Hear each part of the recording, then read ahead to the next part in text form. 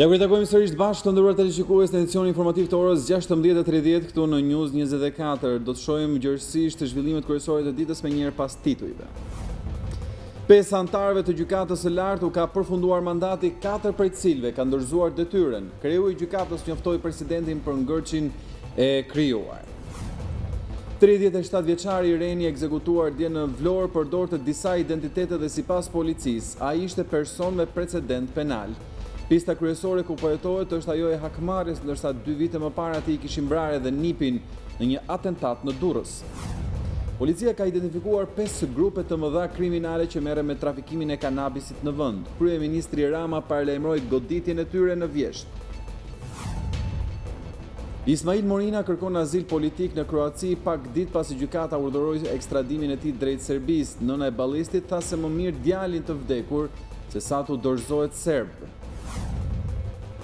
Marrëdhëniet mes Shteteve të Bashkuara dhe Rusisë janë kthyer sërish në pikën 0. Moska vendosi të dëbojë 755 diplomatë amerikanë që shërbejnë në Rusi në përgjigje të sanksioneve amerikane të miratuara nga Senati. Ndeshja mes Maqedonisë dhe Shqipërisë do të luhet në stadiumin e Strumicës. UEFA ka konfirmuar impiantin. Ishte kundërshtuar nga Federata Shqiptare e Futbollit për shkak të kushteve të sigurisë.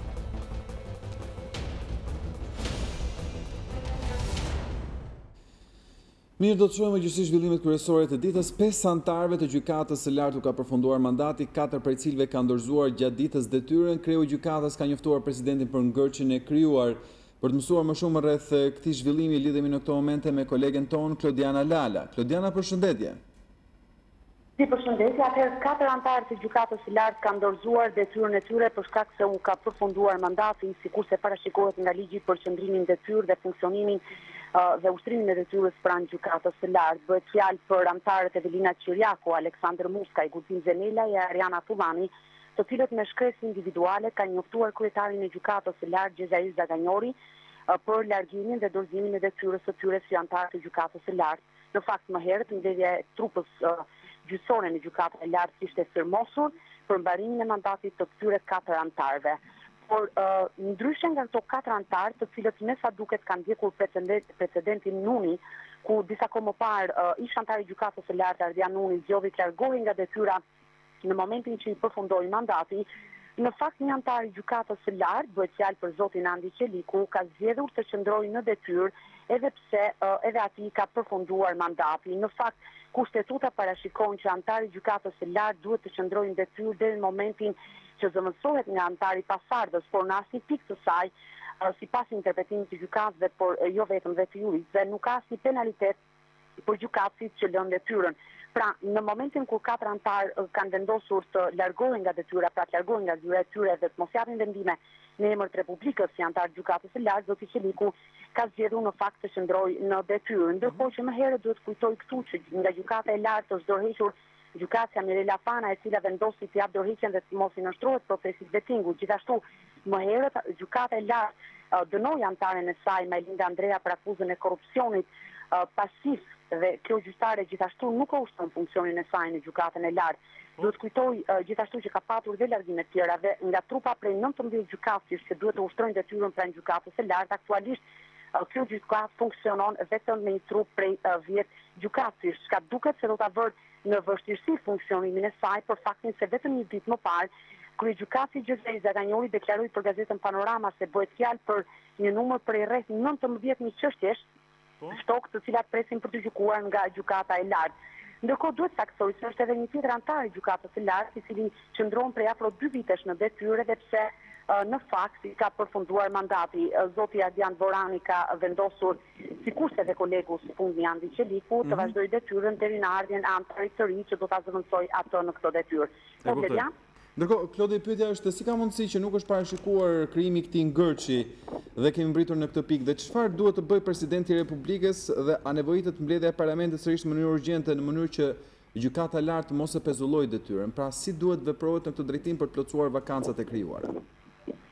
pari jemi përpara pushimeve vjetore, nesër gjykatësi zyrtarisht marrin pushimet, çka do thotë ministru prej drejt gjykatësit, gjykata e lartë mund të vlerësojë vetëm masat e sigurisë për personat që janë të arrestuar. Në këtë kuptim mendoj që nuk do të ketë ngërç sa i përket pjesës tjetër, sigurisht që edhe më herë gjykata e lartë ka patur problematika sa i përket plotësimit të trupës gjykuese dhe janë gjetur mënyra dhe kurse në një farë mënyrë nëse mund ta themi kështu për të dalë nga situata. Megjithatë, kjo është herë e parë që gjykata e lartë funksionon me një numër kaq të ulët gjyqtarësh. Kjo është një situatë që mbetet për të parë, sepse dihet tashmë që procesi i vettingut ka filluar, janë konstituuar dy organet kryesore, pra organet e reja të vettingut, siç është komisioni i pavarur i kualifikimit dhe kolegji i apelimit. Por duke qenë se nuk kanë krijuar komisionet e tjera për të filluar vettingu i gjyqtarëve, me sa duket do të ketë një problematik, por gjithsesi kjo mbetet për të parë se cila do të jetë zgjidhja që do të merret nga institucionet për dalë nga ky ngërç. Unë nuk mund të flas konkretisht për një zgjidhje, sepse aty duhet të flasin shumë aktorë dhe faktorë për të dalë nga situata, sepse kujtoj këtu që ndryshimet e reja ligjore në fakt ndryshojnë edhe mënyrën se si do të funksionojë gjykata e lartë, por edhe përbërjen e saj. Në këtë kuptim, mendoj se do duhet një ndezje urgjente nga gjitha instancat, që nga kreu i shtetit, zoti Ilir Meta, gjithashtu edhe nga aktualisht kryetari i Këshillit të Drejtësisë, sepse tashmë Xhezai Zagajnori për shkak të ndryshimeve të reja ligjore është edhe kreu i Këshillit të Drejtësisë, por edhe struktura të tjera të shtetit shqiptar për të patur për të marrë në shqyrtim këtë situatë, në fakt duhet të thënë është e pa precedent. Unë e theksova është e para herë që gjykata e lartë funksionon me një numër kaq të gjykatësh. Kjo mbetet për të parë se si do të veprojnë institucionet dhe cila do të jetë zgjidhja që do të jepet për sa kohë që kemi një situatë të tillë kur ende nuk janë ngritur institucionet e reja të vettingut dhe gjykatësit nuk janë ushtruar procesit vettingut. Pra është një situatë e panjohur me cilën duhet adresohen ato. Do të thotë kush janë ata gjykatës ta mbarojë Xhedian që do të shndërrojnë detyrë dhe kush janë ata që do të largojnë. Kjo situata për momentin mbetet gjithçka për të parë në ditët në vijim. E kuptoj, situatë mjaft interesante për të ndjekur. Klodian, falenderoj shumë për raportimin tënd. Faleminderit juve. Por do shmangur ekstradimin në Serbi, Ismail Morina, i cili ngriti dronin në ndeshjen Serbi-Shqipëri në Beograd, ka kërkuar azil politik në Kroaci. Lajmi është bërë i ditur nga avokati i Morinës gjatë një komunikimi telefonik me News24. Ndërkohë, familjarët e Morinës kanë deklaruar se do të vetflijohen nëse ballisti ekstradohet në Serbi. Ismail Morina, personi i cili ngriti dronin në stadiumin e Beogradit, ka kërkuar azil politik në Kroaci për të shmangur ekstradimin në Beograd. Lajmi bëhet i ditur për News24 nga avokati i Morinës, Darko Butigan, i kontaktuar me telefon. Mund të konfirmoj sa i ka aplikuar për azil politik në Kroaci, sepse mendon se nuk do të përballet me një gjykim të drejtë në Serbi, deklaroi avokati i tij. Familjarët e Ismail Morinës kanë reaguar sërish për ekstradimin. Duke folur për News24, vëllai i ballistit Xhavair Morina ka kërkuar që shteti të ndërhyjë për të bllokuar ekstradimin. Nëse Ismaili dorëzohet në Serbi, vetflijohemi. Vendimi ynë për vetflijim është i prerë, deklaroi Xhavair Morina për News24. Ndërkohë, e ëma Ismail Morinës deklaron për News24 se për të është më mirë që Ismaili të kthehet i vdekur në Shqipëri sesa të dorëzohet serbëve i gjallë. Ndërkohë, Ismail Morina është vizituar në qeli në burgun e Dubrovnikut nga gazetari amerikan James Montag. Ky i fundit shpreh se Morina ishte shumë i frikësuar dhe se jeta e tij mund të rrezikohet nëse kryhet ekstradimi i tij për në Beograd. Mediat serbe vazhdojnë të jenë të fokusuara tek lajmi i mundësisë së ekstradimit të Ismail Morinës, personi që ngriti dronin gjatë ndeshjes Serbi-Shqipëri në Beograd. Gazeta serbe Blitz citon gazetarin amerikan të New York Times, James Montag, i cili së fundmi ka vizituar Morinën në burgun e Dubrovnikut. Montag, përmes rrjetit social Twitter, por edhe përmes një kronike të televizionit serb N1, njofton se ka takuar Morinën në burg dhe ai ishte shumë i frikësuar, ndryshe nga 2 vite më parë, kur e kishte intervistuar atë për The New York Times. Kur e takova Morinën, ai ishte shumë i frikësuar. Ishte një person ndryshe nga 2 vite më parë. Ishte i frikësuar për të ardhmen, veçanërisht nëse ekstradohet për në Serbi. Ai ka frikë se jeta e tij mund të jetë në rrezik në Serbi. Sipas gazetarit Montag, Morina rrezikon deri në 8 vjet burg. Gazetat serbe shkruajnë se të paktën janë njerëzit në Serbi që parashikojnë ekstradimin e tij në Beograd, pasi ka nisur një ofensivë diplomatike nga ana e Tiranës për Zagrebin. Tashmë Morina po pret vendimin e gjykatës së lartë dhe ministrit kroat të drejtësisë për të dhënë fjalën e fundit. Pasi u lanë arrest për një periudhë të gjatë, sot të gjithë institucionet përfshirë dhe Federatën Shqiptare të Futbollit kanë dalë në kratë Ismail Morinës për të shmangur ekstradimin e tij në Serbi. Federata Shqiptare e Futbollit vijon të ndjek ligjërisht nga pranë këtë çështje dhe kërkon mirëkuptimin e tifozëve që të shmangin protestat. Kërkesa e Serbisë për ekstradimin e Ismail Morinës, tifozët i cili ngriti drone në stadiumin e Beogradit, është kthyer në një çështje diplomatike. Qeveria shqiptare po ndjek çdo hap ligjor për të bindur palën kroate që të shfuqizojë miratimin e kërkesës për ekstradimin e ballistit. Pas braktisjes që u bë Ismail Morinës nga çdo hallkë i shtetit shqiptar, përfshirë dhe federatën, sot të gjithë duken të bashkuar për t'i dhënë zgjidhje, kësaj çështje shumë të prekshme për opinionin publik, mbi të gjitha për atë sportiv. Nga dita e djeshme, ne kemi dërguar një person tonin të specializuar i cili është në Kroaci. Në momentin që ne flasim, është në kontakt me avokatin e zotit Morina, me familjarët e tij, por gjithashtu dhe me persona të tjerë të sertorit juridik të shtetit kroat. Pas ngrirjes së marrëdhënieve me disa nga grupimet më të famshme të tifozëve të përfaqësuesës shqiptare, FSHF ka vendosur sërish kontakte, duke kërkuar atyre maturi dhe të shmangin protestat. Kemi qenë në kontakt edhe me grupimet të tifozëve për t'i dhënë të informacion të cilët mundësisht të na ndihmojnë dhe kjo, siç e thash, kërkon një pjekuri dhe një maturi shumë të madhe nga ana e gjithëve dhe protestat mbase nuk do të ishin zgjidhja e duhur në këtë moment.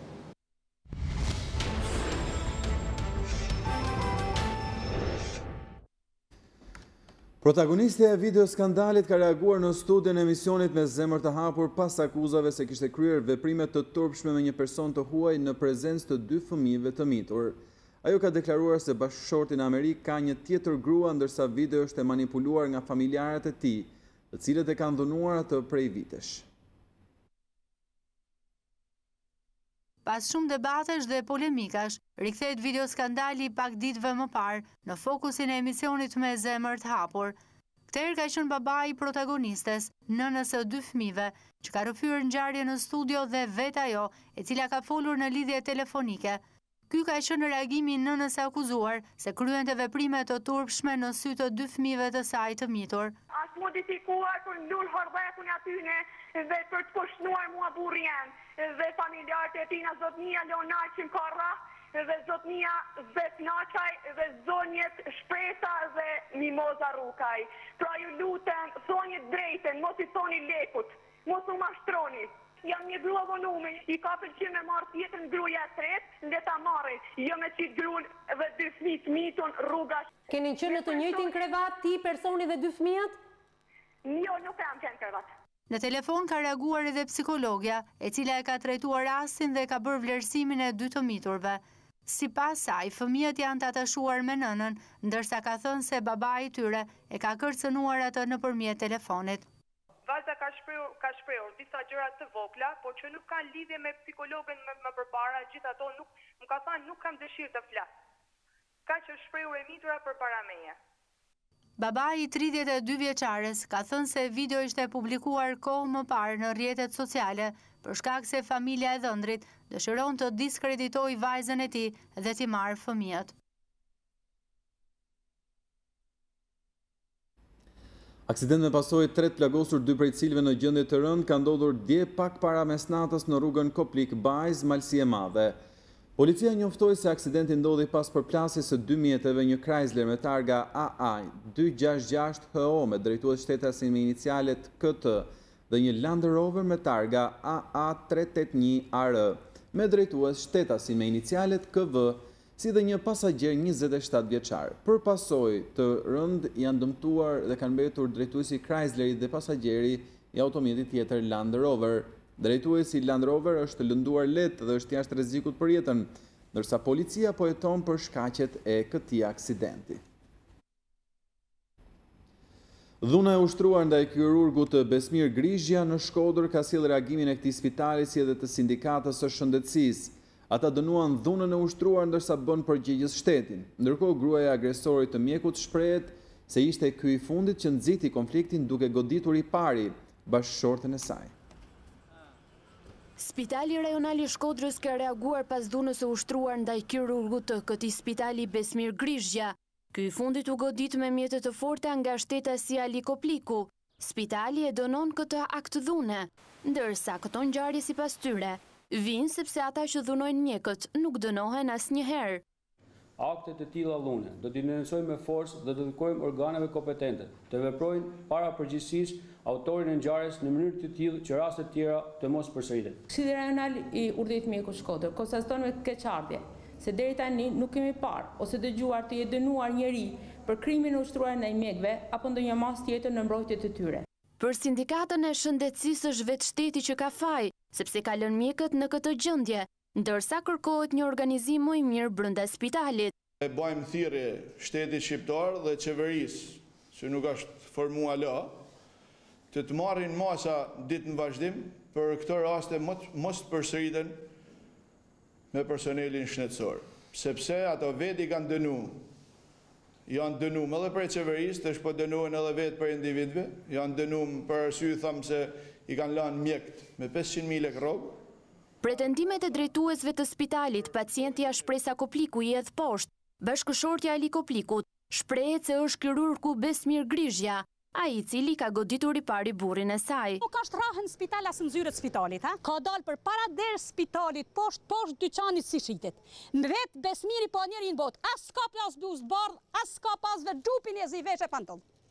E u jam ka në makinë me tim shoq. Shihet ku jam me hangru në vam ka grehi për mishet burrin tana. Si e kam greh mos me dal. E i ka ra për para. Sepse ali u ka ardh buzë të qa me komplet. Kirurgu Besmir Grizhja denoncoi shtetasin Alikopliku se e ka goditur me mjete të forta për shkak të detyrës. Ky i fundit vazhdon që të jetë në kërkim nga policia, ndërsa sapo kishte dal nga burgu, i dënuar për dhunë në familje. Gjykata e apelit të krimeve të rënda kalon në burg të gjithë akuzuarit që tentuan të trafikonin 1.3 ton hashash të zbuluar pranë Kavajës. Apeli nuk kurseu Sarvis Muçën, i cili u lut gjykatës të ishte i lirë pasi martohej në fund të kushtit. Gjykata e apelit për krime të rënda rikonfirmoi masën e arrestit me burg për 5 persona të dyshuar si të përfshirë në tentativën e trafikimit të 1.3 tonëve hashash nga Gjyri Gjenerali drejt Italisë. Mes tyre janë edhe Arvis Muça e Aristotel Kasaj, pronar legjitim të makinës tip Forestrat, ku u gjet një sasi prej 300 kg drog. Sikurse në shkallë të parë edhe në apel, Muça ka këmbëngullur se makinën e kishte shitur muaj më parë, por nuk kishte nënshkruar aktin notarial të shitjes. Madje për të vërtetuar pretendimet e tij, ai kishte depozituar në prokurori disa gjoba për shkelje të rregullave të qarkullimit, të aplikuar ndaj blerësit të automjetit. Por pavarësisht pretendimeve, ai është lënë në qeli edhe pse këmbëngull të lirohet, për faktin se martohet me datën 27 gusht. Për tentativën e trafikimit të sasisë së madhe të drogës prapahekurave ndodhen edhe Joni Sadikaj, Roland Hysembelliu, Kleivi Hajdaraj, djali i një ish zyrtari të lartë policie. Të dyshuarit kanë pretenduar se u gjendën rastësisht në Kavaj, pas një dreke mes mish, dhe u vu në pranga kur i kërkuan ndihmë policisë, për shkak se ngatëruan rrugën. Nga hetimet rezulton se të dyshuarit në bashkëpunim do të trafikonin drogën drejt Italisë përmes një skafi që u bllokua tek Gjyri Gjeneralit. Autoritetet italiane arritën të kapnin sot emigrantin shqiptar Lek Luca, i cili një ditë më parë u arratis nga burgu i Civitavecchias në Rom, ndërsa vijojnë kërkimet për emigrantin tjetër shqiptar Osvald Marku, 22 vjeç. Sipas mediave italiane, 2 shqiptarët ishin burgosur për shkak se akuzoheshin për vjedhje dhe grabitje.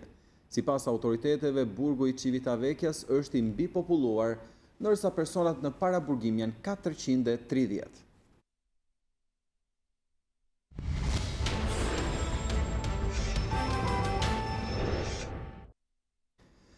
Cisterna 1000 litroshe me gaz të lëngshëm në Velipoj ishte vendosur në fshetësi të plotë dhe jashtë çdo kushti teknik të miratuar nga institucionet përgjegjëse. Në këtë përfundim ka dalë Inspektorati Shtetëror Teknik Industrial, i cili theksoi se edhe pse në zonë ishin bërë kontrolle, kjo cisternë nuk është deklaruar nga drejtuesit e biznesit. Ndërkohë që situata mbetet shqetësuese në zonat e tjera bregdetare. Cisterna 1000 litroshe gaze të lëngshëm e vendosur në fshetësi në ambientet e resortit turistik në Velipoj mund të cilësohet një minë mesahat që rrezikoi jetën e qindra qytetarëve. Pak ditë pas ngjarjes, Inspektorati Shtetëror Teknik Industrial deklaroi zyrtarisht se kjo cisternë e vendosur nuk plotësonte asnjë kusht teknik për pajisjet nën presion dhe për vendosjen e saj nuk ka pasur një studim teknologjik për shkak të informalitetit. Subjekti Il Cavaliero nuk e ka deklaruar rezervorin e gazit lëngëzuar. Nuk ka depozituar në inspektoriat kërkesën për regjistrimin e rezervorit të gazit lëngëzuar. Ky rezervor, nëpërmjet një tubi bakri të shtruar poshtë dyshemës të lokalit, dërgonte gaz të lëngat në kolektorin kryesor të shpërndarjes dhe më pas nëpërmjet linjave të brendshme të lokalit në pajisje të ndryshme të cilat shërbenin për realizimin e aktivitetit të biznesit. Qoftë nga pozicioni, qoftë nga kushtet e vendosjes së tij nuk respektonte normat edhe kushtet teknike. Situata mbetet edhe më shqetësuese pasi sipas këtij institucioni, gjysma e bizneseve që ushtrojnë aktivitetin në zonën bregdetare janë ngjobitur për shkak të mangësive që ata kanë në dokumentacion dhe certifikimin teknik të cisternave që përdorin. E teksa ngjarjet e rënda pasojnë njëra tjetrën, shqiptarët ende nuk po ndërgjegjësohen për certifikimin dhe mënyrën e përdorimit të këtyre pajisjeve. Janë inspektuar mbi 80 operator ekonomik që kanë të instaluar këto depozita. Janë penalizuar rreth 44 operator për mungesë dokumentacione dhe për mos certifikim të pajisjeve në presion. Vlera varion, siç e thash, nga 50.000 lekë të reja në 200.000 lekë të reja është funksion i shketjes. Edhe pse gjobat dhe kontrollet vijojnë, dërgjësimi ende mbetet i mangët në kushtet kushtësie gazit të lëngshëm që përdoret në vit, është disa fishuar në Shqipëri.